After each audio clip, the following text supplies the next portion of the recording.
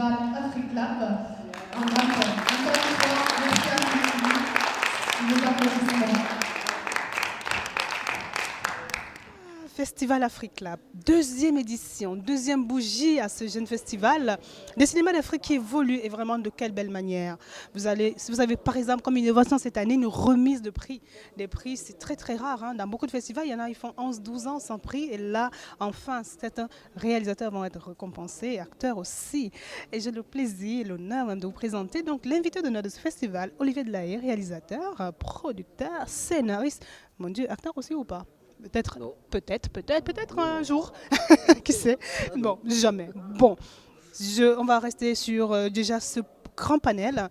Et là, il nous présente le film qui est projeté en ouverture de ce festival, tout simplement Soleil. Bonsoir Olivier.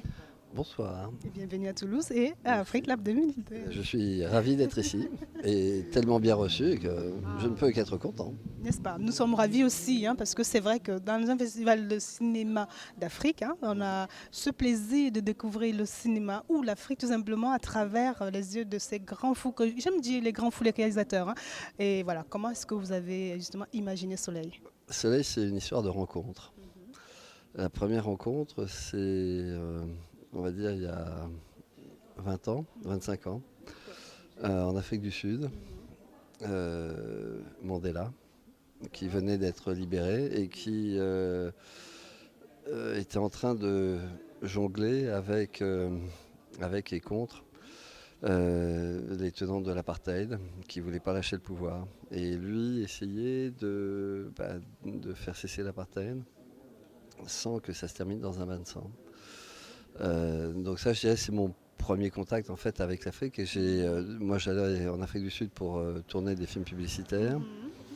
Et ça m'a donné envie de faire un long métrage, pas sur cette histoire, mais qui avait l'Afrique du Sud pour cadre.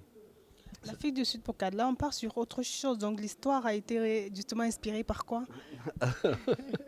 Non, mais parce que donc on passe de ça, je fais finalement ce film, 10 ans après, j'en fais un autre encore avec un Sud-Africain. Et on me propose de faire un film, un documentaire sur le deuxième président de la Haute-Volta. Et que je ne connaissais absolument pas, un monsieur qui s'appelait Sangoulé Lamizana. Je n'avais pas très envie de faire un film sur un inconnu qui ne me semblait pas particulièrement intéressant. Sauf qu'on m'a donné à lire ses mémoires et que j'ai trouvé dans ses mémoires tout ce qui avait, enfin, ou une grande partie de choses communes avec ce que j'avais trouvé chez Mandela dans son action et en lisant ses mémoires, Un long chemin vers la liberté. Et donc je me suis dit, il y a peut-être un substrat commun dans toute l'Afrique et il y a peut-être quelque chose à faire effectivement là-dessus. Donc j'ai eu envie effectivement de faire ce documentaire que je n'ai pas pu faire parce que personne n'a voulu le financer et aussi parce que Lamizana a disparu. Mais j'ai rencontré quelqu'un qui l'avait très très bien connu, qui était ce Tigui Kouyaté. Immense acteur, immense griot, immense personne. C'est, je pense, la plus belle rencontre de ma vie. Et je suis devenu très très ami avec ce Tigui. On a travaillé ensemble, on a été au Burkina ensemble pour faire un pilote de ce film, etc. Et puis un jour, ce Tigui m'a dit, mais pourquoi tu n'écris pas un long métrage ? Et je suis rentré chez moi, et le soir je me suis dit, mais vraiment t'es nul, ça fait 4-5 ans que tu vois ce Tigui presque tous les jours, etc. Et le lendemain matin, je me suis mis à ma table de travail, et je me suis laissé guider par ce Tigui. Et donc j'ai écrit un scénario, mais vraiment qui est venu comme ça, je n'avais pas la moindre idée de ce que j'allais faire. J'avais plein d'idées comme ça en général, mais je n'avais pas l'histoire, j'avais pas. Et puis c'est venu, j'ai écrit en 5 semaines. Et à la fin, j'ai demandé à Dany Kouyaté, donc le fils aîné de Satigui, avec qui je suis très ami. Je lui ai dit, est-ce que ça te dirait qu'on co-réalise ce film ? Elle m'a dit, écoute, je ne sais pas, donne-moi à lire. Et puis il a lu, et puis c'est parti comme ça. Et ça s'est très très bien passé. C'était, autant Satigui était magnifique. Enfin, vraiment, c'est quelqu'un qui déclenchait un amour, et pas qu'un amour, qui était passionnant, etc. Et Dany est de la même eau. Et ce qui fait que la collaboration avec lui était très agréable. En tout cas, vous n'êtes pas ici par hasard, hein, parce que je pense que le président du festival est justement tellement passionné qu'il veut rendre hommage aussi. Hein. Il veut rendre hommage à ceux qu'il admire. Et c'est un peu ça qui, j'imagine, donne droit à ce titre d'invité d'honneur. Hein. Comment est-ce que vous l'avez d'ailleurs appréhendé quand il vous a appelé? Bah, je ne le prends pas pour moi. Oui, non, je suis très flatté, je suis très content, mais d'abord on est deux à avoir réalisé ce film, donc c'est moi qui suis là physiquement, mais on est là tous les deux, et cette invitation est valable pour tous les deux. Et puis je pense que c'est le film qu'on a fait qui est important, et donc c'est surtout ça qu'il faut défendre. Mais l'historique de cette histoire démarre en 2010, lorsque je décide tout bonnement comme ça, avec simplement mon petit courage, de tenter vraiment cette aventure. Et elle a réellement pris corps en 2014, donc l'année dernière, première édition. Cette année, nous sommes à la deuxième. Et je ne peux qu'être très content que vous soyez là. Ça montre que c'est un produit qui va encore rester longtemps. Et j'ai envie de dire simplement, pour ne pas être long, que ce projet, ça me tient à cœur. Et je suis content que vous le souteniez.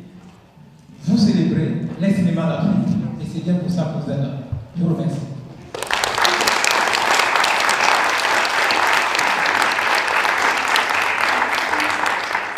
Festival des films d'Afrique, Africlap, ici à Toulouse, dans la région de Midi-Pyrénées.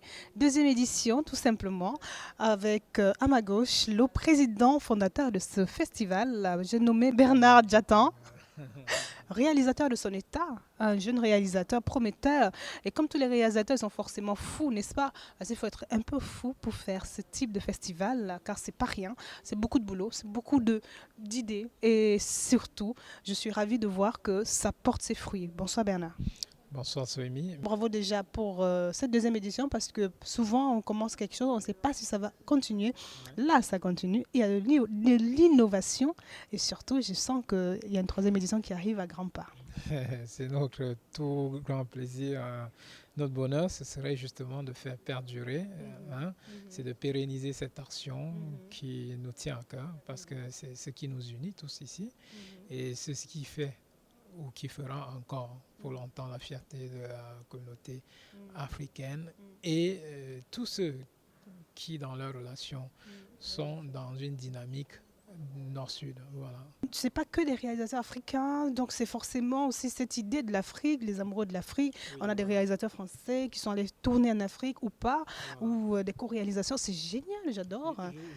Justement, l'idée de la coproduction, c'est quelque chose, c'est-à-dire que puisqu'on part toujours dans une relation, on se dit que pour un monde meilleur, il faut qu'on se serre les coudes, comme on dit souvent. Donc vivre dans la cohésion, c'est aussi penser le monde par qu'est-ce que toi et moi, on peut mettre ensemble pour faire en sorte que les gens se comprennent mieux, pour faire en sorte que les gens apprennent à vivre différemment. Vivre paisiblement. Alors donc, la coopération, c'est aussi ça. C'est regarder le regard. Excusez la tautologie, c'est regarder le regard de l'autre. C'est-à-dire que nous, en tant qu'Africains, comment est-ce qu'on voit la façon dont certains réalisateurs français nous voient? Voilà, donc il y a des films qui ont été réalisés par des Français, mais joués par des Africains. Donc, là aussi, on tient un rôle important, c'est qu'on nous tend le micro, on nous donne la parole, donc pour qu'on s'exprime. Et ça fait toujours très bien de voir ça.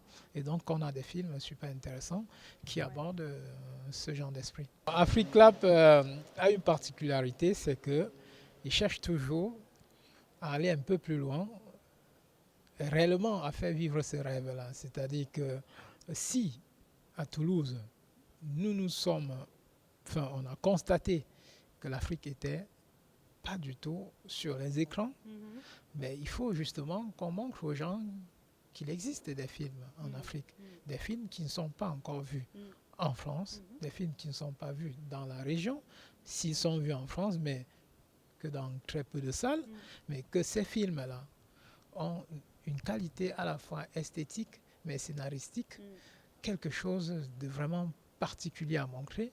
Pour ceux qui auront la chance de regarder le film Waka, peuvent comprendre de quoi je parle. Voilà, Waka qui aujourd'hui est bien entendu sollicité dans plein d'autres festivals, dont le plus dernier, là, c'est le festival de Hollywood. Donc je crois que c'est une sélection qui dit tout. Voilà, qui dit tout de la qualité du film, de l'écriture du film. Voilà, un film est écrit par un Africain, réalisé par un Africain, dont toute l'équipe de production est africaine.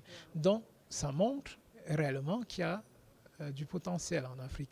Voilà. Pour que la fête soit tout simplement belle, j'ai envie de dire un peu d'Afrique ici à Toulouse, comme si vous y étiez, hein, vraiment. Et la particularité de cette deuxième édition, c'est que tu lances aussi les prix, donc des récompenses à la fin du festival. Parle-nous un peu de ces récompenses, comment tu les intitules et il y en a combien? Alors, bon, voilà, justement. Donc, si nous avons envie de grandir, c'est justement donner le ton. C'est de faire en sorte que les gens comprennent que nous sommes à la fois reconnaissants, encourageants, et que nous sommes fiers de ce qu'ils font. Voilà. Le fait de mettre une compétition, c'est pas pour léser les autres, mais c'est juste pour montrer à ceux-là qui ont mérité que oui, nous approuvons réellement le travail qu'ils ont fait. Voilà, c'est juste une autre façon pour nous de les soutenir, hein, donc de porter le regard sur eux.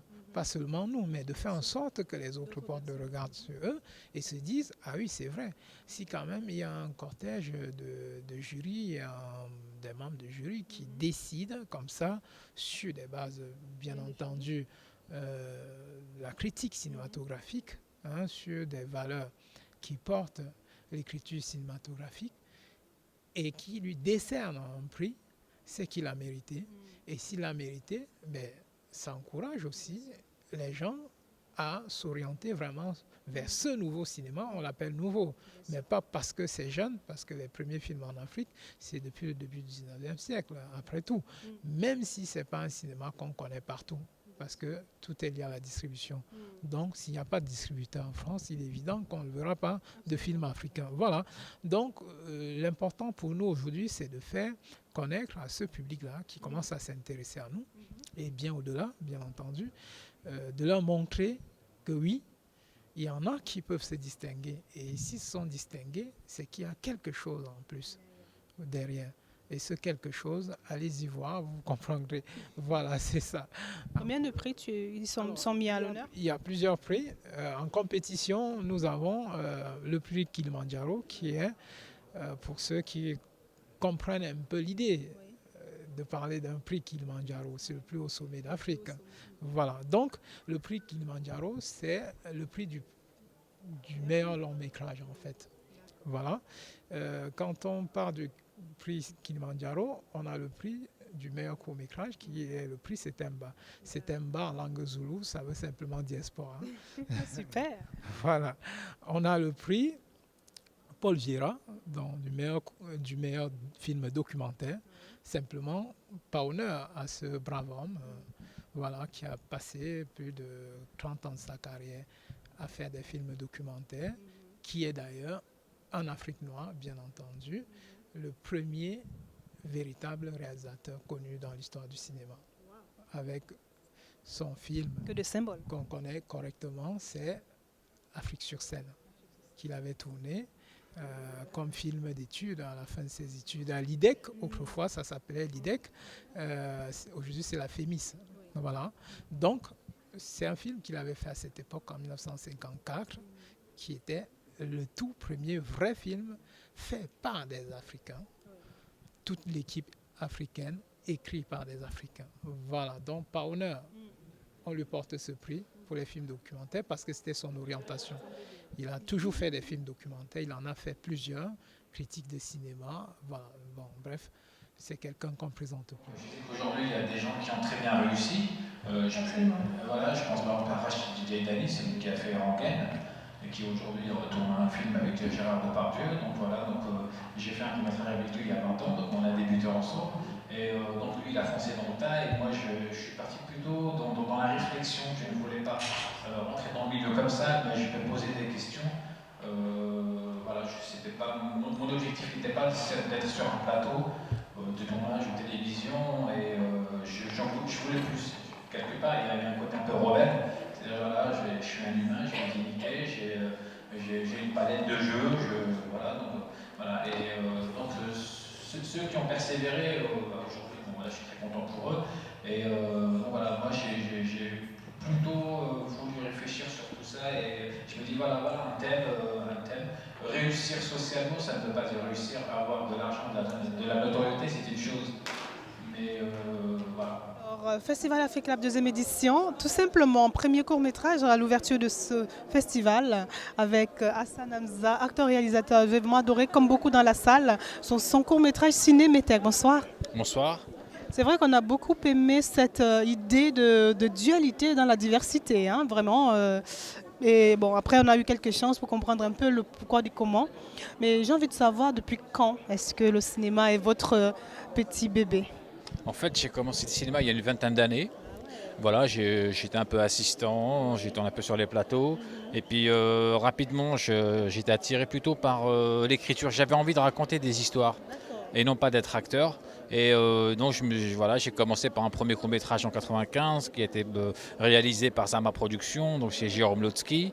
Voilà, donc puis voilà, et puis on a fait quelques festivals. Ensuite, j'en ai fait un deuxième, mais j'étais pas satisfait de moi. J'aimais pas, donc Un peu comme le personnage de tout à l'heure. complètement. Voilà, c'est quelqu'un qui n'est jamais satisfait.